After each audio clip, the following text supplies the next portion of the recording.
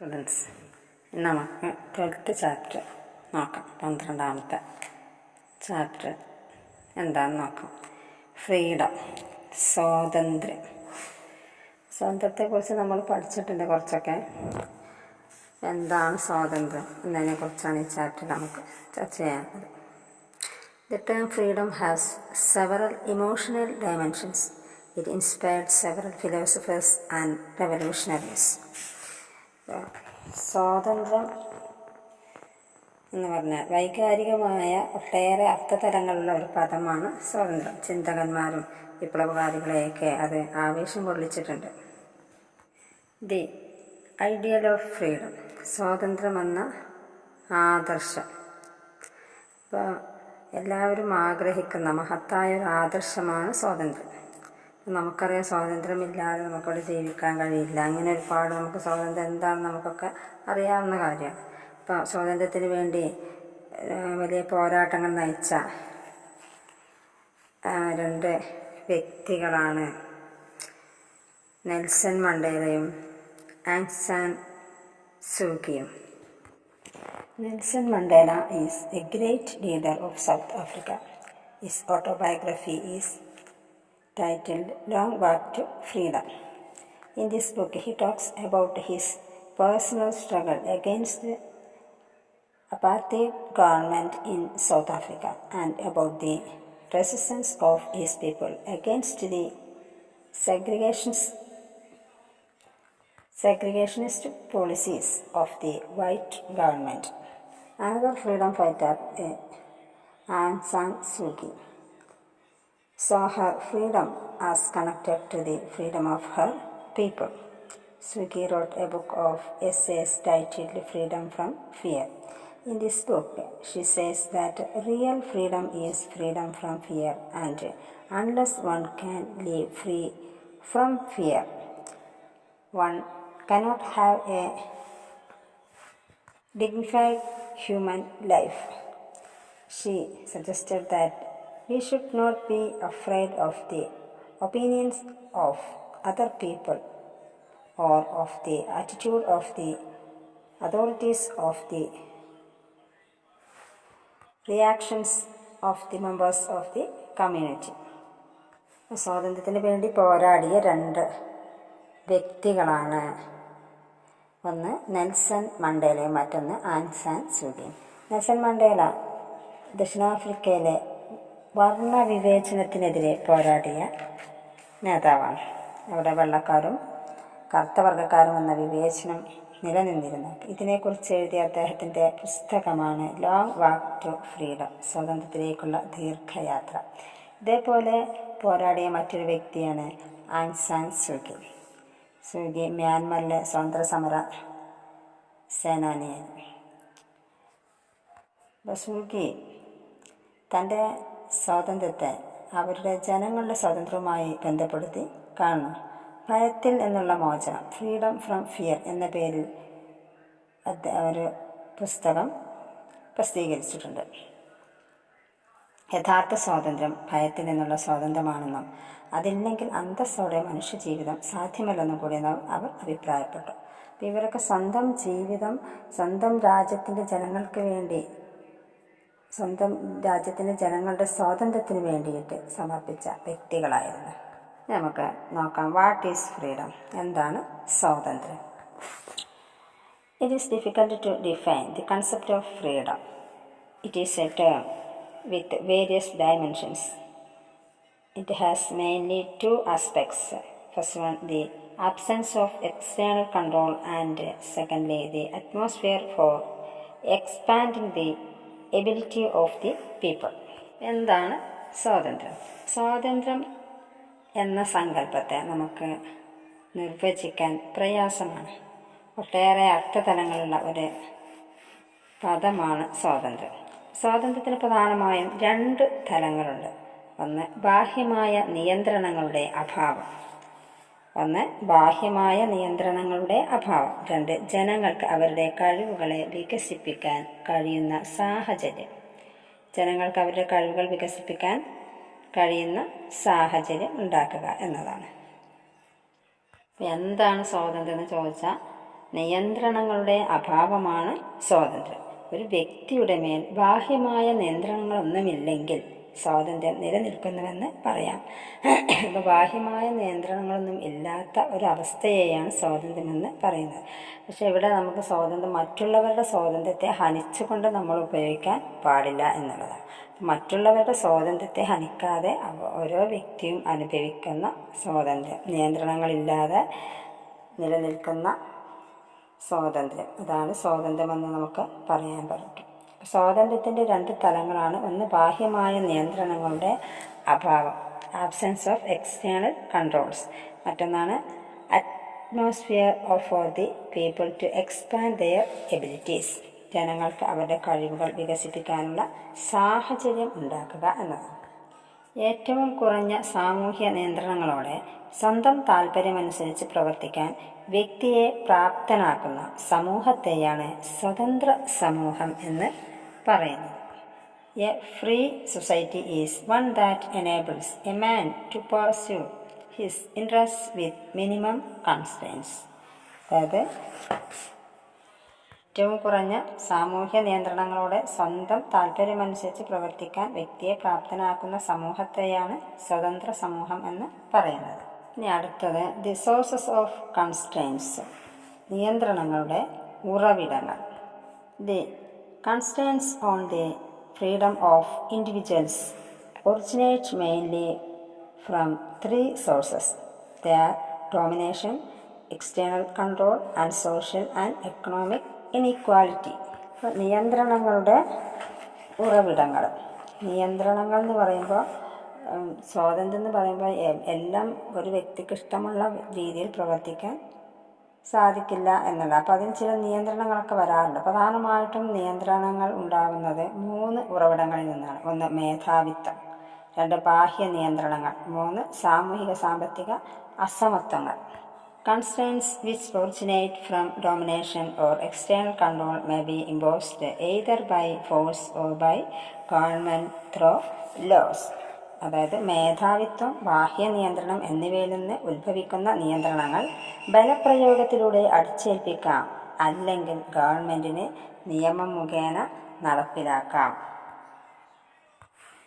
This was the type of constraints imposed by the colonial rulers over these subjects or by the apartheid government of South Africa over the black people.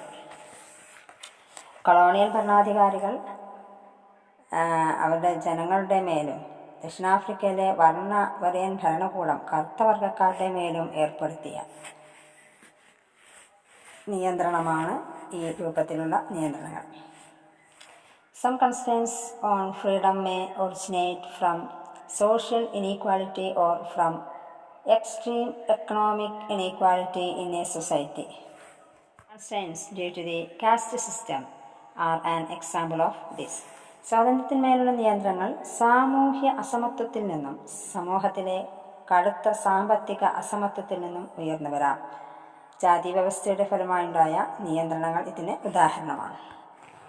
Why do we need constraints? എന്തുകൊണ്ട് നമുക്ക് നിയന്ത്രണങ്ങൾ ആവശ്യമായി വരുന്നു? നമ്മൾ പറഞ്ഞു സ്വാതന്ത്ര്യം നിയന്ത്രണങ്ങളില്ലാതെ ഇല്ലാത്ത ഒന്നാണെന്ന്. ഒരാളുടെ പ്രവർത്തന സ്വാതന്ത്ര്യത്തിന് നിയന്ത്രണങ്ങളൊന്നുമില്ലെങ്കിൽ അതാണ് സ്വാതന്ത്ര്യം, നമ്മൾ പഠിച്ചോ. ഇനി എന്തുകൊണ്ടാണ് നിയന്ത്രണങ്ങൾ ആവശ്യമായി വരുന്നത് ഒരു സമൂഹത്തിൽ എന്താണെന്ന് നോക്കാം. There may be ideological differences of opinion among the people. People may have different opinions on various issues. They may also have conflicting ambitions. People may compete between each other to get control on scarce resources. ജനങ്ങൾക്കിടയിൽ ആശയപരമായ അഭിപ്രായ വ്യത്യാസങ്ങൾ ഉണ്ടായിരിക്കും. പല കാര്യങ്ങളിലും അവർ ഭിന്ന അഭിപ്രായക്കാരായിരിക്കും. അവരുടെ അഭിലാഷങ്ങൾ പരസ്പരം ഏറ്റുമുട്ടുന്നവയാകാം. ദുർലഭമായ വിഭവങ്ങളുടെ നിയന്ത്രണത്തിന് വേണ്ടി അവർ മത്സരിച്ചേക്കാം. There are numerous reasons for the development of conflicts in the society. We often see people around us fighting for trivial reasons. So naturally we can understand that they will conflict on serious issues. സമൂഹത്തിലെ തർക്കങ്ങൾക്ക് പല കാരണങ്ങളുണ്ട്. അവ പലപ്പോഴും പരസ്യമായ ഏറ്റുമുട്ടലുകൾക്ക് വഴിവെക്കുകയും ചെയ്യും. നിസ്സാര കാര്യങ്ങൾക്ക് പോലും കലഹിക്കുകയും ഏറ്റുമുട്ടുകയും ചെയ്യുന്ന ജനങ്ങളെ നമുക്ക് കാണാൻ സാധിക്കുന്നതാണ്. അവ സ്വാഭാവികമായിട്ടും ഗൗരവമായ വിഷയങ്ങളിൽ ഉണ്ടാകുന്ന കലഹങ്ങൾ നമുക്ക് ഊഹിക്കാൻ പറ്റുന്നതാണല്ലോ. സന്ദർഭങ്ങളിൽ നമുക്ക് കാണാൻ സാധിക്കുന്നതാണ് മനുഷ്യൻ്റെ ജീവൻ തന്നെ നഷ്ടപ്പെടുത്തിയേക്കാം ഇത്തരത്തിലുള്ള കലഹങ്ങൾ. So it is highly necessary to have some kind of mechanism to control violence and settle the conflicts in the society. അപ്പോൾ അതിനാൽ അക്രമങ്ങൾ നിയന്ത്രിക്കാനും തർക്കങ്ങൾ തീർക്കാനും ഓരോ സമൂഹത്തിനും ചില സംവിധാനങ്ങൾ ആവശ്യമാണ്. അതായത് സ്വാതന്ത്ര്യത്തിന് ചില നിയന്ത്രണങ്ങൾ ആവശ്യമാണ്. ജനങ്ങൾ അവരുടെ അഭിപ്രായങ്ങളെ പരസ്പരം മാനിക്കണം. നമ്മുടെ അഭിപ്രായങ്ങൾ മറ്റുള്ളവരുടെ മേൽ അടിച്ചേൽപ്പിക്കാൻ നാം ഒരിക്കലും ശ്രമിക്കരുത്. എങ്കിൽ മാത്രമേ ഏറ്റവും കുറഞ്ഞ നിയന്ത്രണങ്ങളോടെ നമുക്ക് സ്വതന്ത്രമായി ജീവിക്കാൻ കഴിയൂ. നമുക്ക് ഹാനി സിദ്ധാന്തം എന്താണെന്ന് നോക്കാം. Harm principle. ഹാനി സിദ്ധാന്തം. Among the discussion on the limitations of freedom, the Ham principle presented by John Stuart Mill, an exponent of the theory of liberalism, is very relevant. He presented this theory in his famous book on liberty. J.S. Mill says that if people individually or collectively interfere in the freedom of action of any other individual, the one and the only purpose is self-protection. സ്വാതന്ത്ര്യത്തിൻ്റെ അതിരുകളെ സംബന്ധിച്ച ചർച്ചയിൽ ഉദാരവാദത്തിൻ്റെ വക്താവായ John Stuart mill അവതരിപ്പിച്ച ഹാനി സിദ്ധാന്തം വളരെ പ്രസക്തമാണ്. സ്വാതന്ത്ര്യത്തെപ്പറ്റി എന്ന വിഖ്യാത പ്രബന്ധത്തിൽ, അദ്ദേഹത്തിൻ്റെ പുസ്തകത്തിലാണ് അദ്ദേഹം ഈ ആശയം അവതരിപ്പിക്കുന്നത്. അതായത് ഏതെങ്കിലും ഒരു വ്യക്തിയുടെ പ്രവർത്തന സ്വാതന്ത്ര്യത്തിൽ ഒറ്റക്കോ കൂട്ടായോ മാനവരാശി ഇടപെടുന്നുവെങ്കിൽ അതിൻ്റെ ഒരേയൊരു ലക്ഷ്യം ആത്മരക്ഷയായിരിക്കുമെന്ന് ജെ.എസ്. മിൽ പറയുന്നു. ഇതിനെയാണ് ഹാനി സിദ്ധാന്തമെന്ന് പറയുന്നത്. He also says that the only purpose for which power can be rightfully exercised over any member of a civilized community against his will is to prevent harm to others. ഒരു നാഗരിക സമുദായത്തിലെ ഏതെങ്കിലും അംഗത്തിനുമേൽ അയാളുടെ ഇച്ഛയ്ക്കെതിരായി അധികാരം പ്രയോഗിക്കുന്നുവെങ്കിൽ അതിൻ്റെ ലക്ഷ്യം ഒരേയൊരു ഉദ്ദേശം ഉള്ളവർക്ക് ഹാനി ഉണ്ടാകുന്നത് തടയുക എന്നതായിരിക്കണം.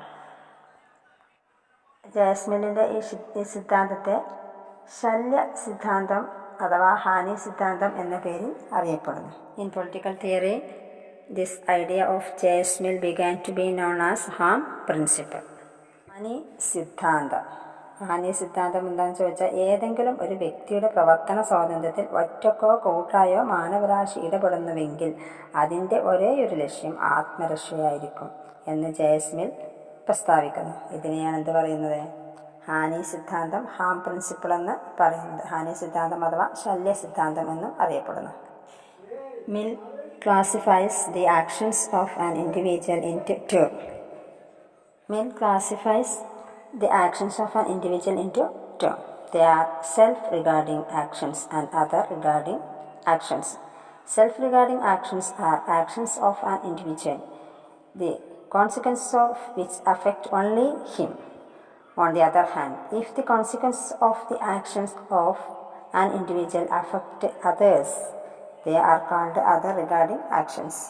ജെ.എസ്. മിൽ ഒരാളുടെ പ്രവർത്തികളെ രണ്ടായി തരംതിരിക്കുന്നു. ഒന്ന് സ്വസംബന്ധിയായ പ്രവൃത്തികൾ, രണ്ട് അപരസംബന്ധിയായ പ്രവൃത്തികൾ. ഒരു വ്യക്തിയുടെ പ്രവൃത്തികളുടെ ഫലങ്ങൾ അയാളെ മാത്രം ബാധിക്കുകയാണെങ്കിൽ അതിനെ സ്വസംബന്ധിയായ പ്രവൃത്തികളെന്ന് പറയുന്നു. എന്നാൽ ഒരാളുടെ പ്രവൃത്തികൾ മറ്റുള്ളവരെ ബാധിക്കുകയാണെങ്കിൽ അതിനെ അപരസംബന്ധിയായ പ്രവൃത്തികളെന്ന് വിളിക്കുന്നു. നമുക്ക് സ്വാതന്ത്ര്യത്തിൻ്റെ രണ്ട് മാനങ്ങൾ, ടു ആസ്പെക്ട്സ് ഓഫ് ലിബർട്ടി, അതായത് രണ്ട് മാനങ്ങളുണ്ട് സ്വാതന്ത്ര്യത്തിന്. അതെന്താണെന്ന് നോക്കാം. സ്വാതന്ത്ര്യത്തിൻ്റെ രണ്ട് തലങ്ങളാണ് നിഷേധാത്മകവും ക്രിയാത്മകവുമായ സ്വാതന്ത്ര്യം, negative and positive liberty. There are to aspects of liberty. They are negative aspect and positive aspect. Negative aspect of liberty means absence of external restraints. Positive aspect of liberty is the maintenance of the atmosphere where individuals have opportunities to express oneself and develop his personality. സ്വാതന്ത്ര്യത്തിന് രണ്ട് മാനങ്ങളുണ്ട്, നിഷേധാത്മകവും ക്രിയാത്മകവുമായ രണ്ട് തലങ്ങൾ. ബാഹ്യ നിയന്ത്രണങ്ങളുടെ അഭാവത്തെയാണ് നിഷേധാത്മക സ്വാതന്ത്ര്യമെന്ന് പറയുന്നത്. ഒരു വ്യക്തിക്ക് അയാളുടെ ആത്മപ്രകാശനത്തിനും വ്യക്തിത്വ വികസനത്തിനുമുള്ള അവസരങ്ങൾ പരിരക്ഷിക്കപ്പെടുന്ന അന്തരീക്ഷത്തെയാണ് ക്രിയാത്മക സ്വാതന്ത്ര്യം എന്ന് പറയുന്നത്. ബ്രിട്ടീഷ് സൈദ്ധാന്തികനായ ഇസയ ബെർലിനാണ് സ്വാതന്ത്ര്യത്തിൻ്റെ ഈ രണ്ട് മാനങ്ങളെക്കുറിച്ച് ഉള്ള വീക്ഷണം അവതരിപ്പിച്ചത്. ടു കൺസെപ്റ്റ്സ് ഓഫ് ലിബർട്ടി എന്ന തൻ്റെ ഗ്രന്ഥത്തിലാണ് ഇതിനെക്കുറിച്ച് അദ്ദേഹം പറയുന്നത്. നെഗറ്റീവ് ലിബർട്ടി എന്താണ്? നിഷേധാത്മക സ്വാതന്ത്ര്യമെന്ന് നോക്കാം.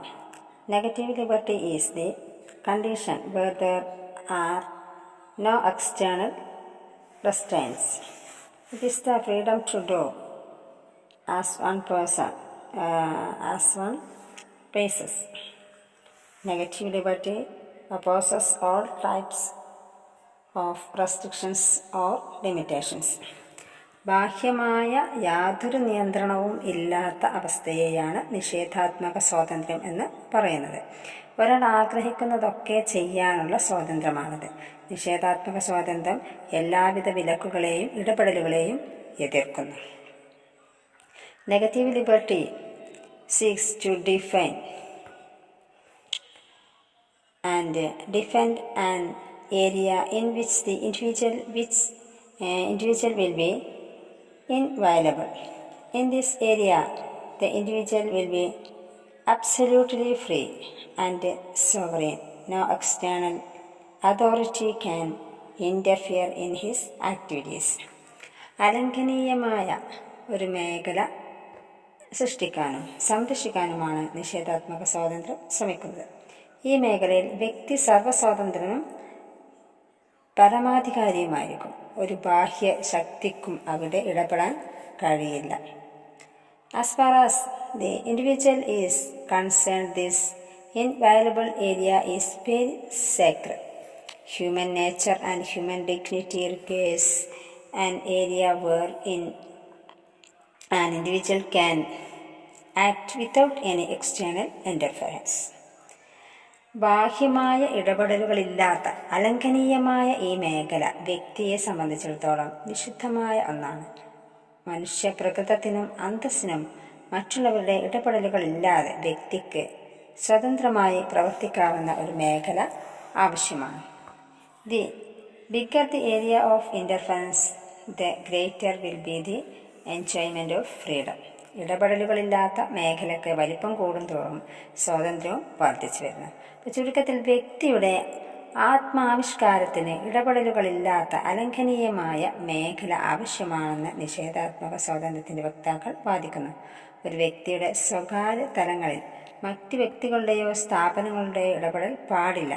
മനുഷ്യൻ്റെ മാർഗത്തിൽ നല്ലതോ ചീത്തയായ യാതൊരുവിധ വിലക്കുകളും ഉണ്ടാകരുതെന്ന് ജയ്സ്മിൽ ആവശ്യപ്പെടുന്നു. രാഷ്ട്രത്തിൻ്റെ അവിഹിതമായ ഇടപെടലുകളിൽ നിന്ന് രക്ഷപ്പെടാൻ സ്വാതന്ത്ര്യം കൂടിയേ തീരൂ എന്ന് നിഷേധാത്മക സ്വാതന്ത്ര്യം പ്രഖ്യാപിക്കുന്നു. അപ്പം നിഷേധാത്മക സ്വാതന്ത്ര്യം പറയുന്നത് ബാഹ്യമായ യാതൊരു നിയന്ത്രണവും ഇല്ലാത്ത അവസ്ഥയെയാണ് നിഷേധാത്മക സ്വാതന്ത്ര്യമെന്ന് പറയുന്നത്. ഇനി പോസിറ്റീവ് ലിബർട്ടി, ക്രിയാത്മക സ്വാതന്ത്ര്യം. Positive liberty. The advocates of positive liberty are of the view that liberty should ensure the necessary conditions for the development of individuals. According to Berlin, positive aspect of liberty is developed from the intense desire of an individual to become the master of himself. The idea answer to the question, who governs me, is I govern myself. This is the answer given by the exponents of positive liberty. ആർക്കാണ് സ്വാതന്ത്ര്യം എന്ന ആശയം വിശദീകരിക്കാനാണ് ക്രിയാത്മക സ്വാതന്ത്ര്യത്തിൻ്റെ വക്താക്കൾ ശ്രമിക്കുന്നത്. ഓരോ വ്യക്തിക്കും തൻ്റെ അധിപനാകണമെന്ന ആഗ്രഹത്തിൽ നിന്നാണ് സ്വാതന്ത്ര്യത്തിൻ്റെ ക്രിയാത്മക തലം വികസിച്ചതെന്ന് ബെർലിൻ പറയുന്നു. എന്നെ ആര് ഭരിക്കുന്നു എന്ന ചോദ്യത്തിനുള്ള പ്രതികരണമാണിത്. എന്നെ ഞാൻ ഭരിക്കുന്നു എന്നാണ് ക്രിയാത്മക സ്വാതന്ത്ര്യത്തിൻ്റെ വക്താക്കൾ ഇതിന് നൽകുന്ന യുക്തമായ ഉത്തരം. Discussions on positive liberty have A long tradition. Political philosophers like Rousseau, Hegel, Marx, Gandhi and Aurobindo have discussed about positive liberty. ക്രിയാത്മക സ്വാതന്ത്ര്യത്തെക്കുറിച്ചുള്ള ചർച്ചകൾക്ക് സുദീർഘമായ പാരമ്പര്യമുണ്ട്. Rousseau, Hegel, Marx, Gandhi, Aravinda Ghosh തുടങ്ങിയവർ ക്രിയാത്മക സ്വാതന്ത്ര്യത്തെപ്പറ്റി ചർച്ചകൾ നടത്തിയിട്ടുണ്ട്. Positive liberty is concern with looking at the conditions and nature of the relationship between individual and society. It also prays for improving these conditions so that there are only few constraints to the development of individual personality. വ്യക്തിയും സമൂഹവും തമ്മിലുള്ള ബന്ധത്തിൻ്റെ പ്രകൃതം, സാഹചര്യങ്ങൾ എന്നിവയുമായി ബന്ധപ്പെട്ട ഒന്നാണ് ക്രിയാത്മക സ്വാതന്ത്ര്യം. വ്യക്തിത്വ വികസനത്തെ തടസ്സപ്പെടുത്തുന്ന നിയന്ത്രണങ്ങൾ കഴിയുന്നത്ര കുറക്കുന്ന വിധത്തിൽ ഈ സാഹചര്യങ്ങൾ മെച്ചപ്പെടുത്തണമെന്ന് അവർ വാദിക്കുന്നു. Positive liberty wants that an individual should have necessary conditions for the development of his abilities and personality. An individual is like A flower. It blossoms when the soil is fertile, when the sun is gentle, the water is adequate and the care is regular. അപ്പോൾ ഒരു വ്യക്തിക്ക് അയാളുടെ വ്യക്തിത്വവും കഴിവുകളും വികസിപ്പിക്കുന്നതിനുള്ള സാഹചര്യങ്ങൾ ഉണ്ടായിരിക്കണമെന്ന് ക്രിയാത്മക സ്വാതന്ത്ര്യം ആവശ്യപ്പെടുന്നു. വ്യക്തി ഒരു പുഷ്പം പോലെയാണെന്നാണ് പറയുന്നത്. വളക്കൂറുള്ള മണ്ണും മിതമായ സൂര്യപ്രകാശവും വേണ്ടത്ര വെള്ളവും കൃത്യമായ പരിചരണവും ഉണ്ടെങ്കിൽ അത് വിടർന്ന് വികസിക്കും. Positive liberty recognizes that one can be free only in a society. An individual cannot enjoy liberty outside the society. So positive liberty tries to make a society where individuals can develop themselves. അപ്പോൾ ഒരാൾക്ക് സമൂഹത്തിനകത്ത് മാത്രമേ സ്വതന്ത്രനായിരിക്കാൻ കഴിയൂ എന്നാണ് ക്രിയാത്മക സ്വാതന്ത്ര്യം പറയുന്നത്. സമൂഹത്തിന് പുറത്ത് വ്യക്തിക്ക് സ്വാതന്ത്ര്യം അനുഭവിക്കാൻ കഴിയില്ല. അതിനാൽ വ്യക്തിയുടെ വളർച്ചയ്ക്കുതകുന്ന ഒരു സമൂഹത്തിന് രൂപം നൽകാനാണ് ക്രിയാത്മക സ്വാതന്ത്ര്യം ശ്രമിക്കുന്നത്. On the contrary, negative liberty is concern with invaluable area of non interference. It does not admit the interference from the authorities to regulate their activities. Thus they do not consider the conditions of the society. അതായത് നിഷേധാത്മക സ്വാതന്ത്ര്യമാകട്ടെ മറ്റുള്ളവർ ഇടപെടാൻ പാടില്ലാത്ത അലംഘനീയമായ മേഖലകളുമായി മാത്രം ബന്ധപ്പെട്ടതാണ്. സമൂഹത്തിലെ സാഹചര്യങ്ങൾക്കത് പരിഗണിക്കുന്നില്ല. അതായത് നിഷേധാത്മക സ്വാതന്ത്ര്യവും ക്രിയാത്മക സ്വാതന്ത്ര്യവും. നിഷേധാത്മക സ്വാതന്ത്ര്യം എന്ന് പറഞ്ഞാൽ ബാഹ്യമായ യാതൊരു നിയന്ത്രണവും ഇല്ലാത്ത അവസ്ഥയെയാണ് നിഷേധാത്മക സ്വാതന്ത്ര്യമെന്ന് പറയുന്നത്. എന്നാൽ ക്രിയാത്മക സ്വാതന്ത്ര്യം എന്ന് പറഞ്ഞാൽ ഒരു വ്യക്തിക്ക് അയാളുടെ വ്യക്തിത്വവും കഴിവുകളും വികസിപ്പിക്കുന്നതിനുള്ള സാഹചര്യങ്ങൾ ഉണ്ടായിരിക്കണമെന്നാണ് പറയുന്നത്. ഒരു വ്യക്തിക്ക് അയാളുടെ വ്യക്തിത്വവും കഴിവുകളും വികസിപ്പിക്കുന്നതിനുള്ള സാഹചര്യങ്ങൾ ഉണ്ടായിരിക്കണമെന്ന് ക്രിയാത്മക സ്വാതന്ത്ര്യം പറയുന്നു. ഇനി നമുക്ക് ഫ്രീഡം ഓഫ് എക്സ്പ്രഷൻ എന്താണെന്ന് നോക്കാം. ആവിഷ്കാര സ്വാതന്ത്ര്യം. A minimum area of non-interference is the basic issue of negative liberty. Freedom of expression is one of such issues. J.S. Mill says that there should not be any control or restriction on the freedom of expression. He put forward sufficient reasons for establishing his opinion. ആവിഷ്കാര സ്വാതന്ത്ര്യം. ഇടപെടലില്ലാത്ത ഒരു minimum മേഖല നിഷേധാത്മക സ്വാതന്ത്ര്യത്തിൻ്റെ അടിസ്ഥാന ഘടകമാണ്. ഇതിലുൾപ്പെട്ട പ്രശ്നങ്ങളിലൊന്നാണ് ആവിഷ്കാര സ്വാതന്ത്ര്യം. ആവിഷ്കാര സ്വാതന്ത്ര്യത്തിന്മേൽ യാതൊരു നിയന്ത്രണങ്ങളും വിലക്കുകളും പാടില്ല എന്നാണ് J.S. Mill അഭിപ്രായപ്പെടുന്നത്. തൻ്റെ അഭിപ്രായത്തെ സ്ഥാപിക്കുന്നതിന് അദ്ദേഹം മതിയായ കാരണങ്ങൾ പറയുന്നുണ്ട്. There are several incidents of denying freedom of expression in different countries of the world. Naturally, there are agitations demanding to ban certain books, plays, cinema and academic articles. ആവിഷ്കാര സ്വാതന്ത്ര്യത്തെ ഇല്ലായ്മ ചെയ്യുന്നതിന് കാലാകാലങ്ങളിൽ ശ്രമങ്ങൾ നടന്നിട്ടുണ്ട്. പുസ്തകങ്ങളും നാടകങ്ങളും സിനിമകളും പ്രബന്ധങ്ങളും നിരോധിക്കണമെന്നാവശ്യപ്പെട്ടുകൊണ്ട് പലപ്പോഴും പ്രക്ഷോഭങ്ങൾ നടത്തിയിട്ടുണ്ട്. Freedom of expression is a fundamental value. We must be willing to bear some inconveniences to protect it from the people who want to restrict it. The statement of Voltaire, written to one of his opponents, is famous. I disapprove of what you say, but I will defend to death your right to say it. This statement is considered as the first commandment of the freedom of expression. ആവിഷ്കാര സ്വാതന്ത്ര്യം ഒരു മൗലിക മൂല്യമാണ്. ആവിഷ്കാര സ്വാതന്ത്ര്യത്തെ നിയന്ത്രിക്കാൻ ശ്രമിക്കുന്നവരിൽ നിന്ന് അതിനെ സംരക്ഷിക്കാനായി ചില അസൗകര്യങ്ങൾ സഹിക്കാൻ സമൂഹം തയ്യാറാകണം. ഇവിടെ വോൾട്ടയർ തൻ്റെ പ്രതിയോഗിക്കെഴുത വരികൾ ഇവിടെ പ്രസക്തമാണ്. അദ്ദേഹം പറയുന്നത്, നിങ്ങൾ പറയുന്നതിനോട് ഞാൻ വിയോജിക്കുന്നു, പക്ഷേ അത് പറയാനുള്ള നിങ്ങളുടെ അവകാശത്തിനായി മരണം വരെ ഞാൻ പോരാടും. വോൾട്ടയറുടെ ഈ വരികൾ ആവിഷ്കാര സ്വാതന്ത്ര്യത്തിൻ്റെ ഒന്നാം പ്രമാണമായി അറിയപ്പെടുന്നു. അപ്പോൾ ആവിഷ്കാര സ്വാതന്ത്ര്യം എന്ന് പറഞ്ഞാൽ ഓരോ വ്യക്തിക്കും തൻ്റെ അഭിപ്രായങ്ങൾ തുറന്നു പറയാനുള്ള അവകാശത്തെയാണ് എന്ത് പറയുന്നത്, ആവിഷ്കാര സ്വാതന്ത്ര്യമെന്ന് പറയുന്നത്.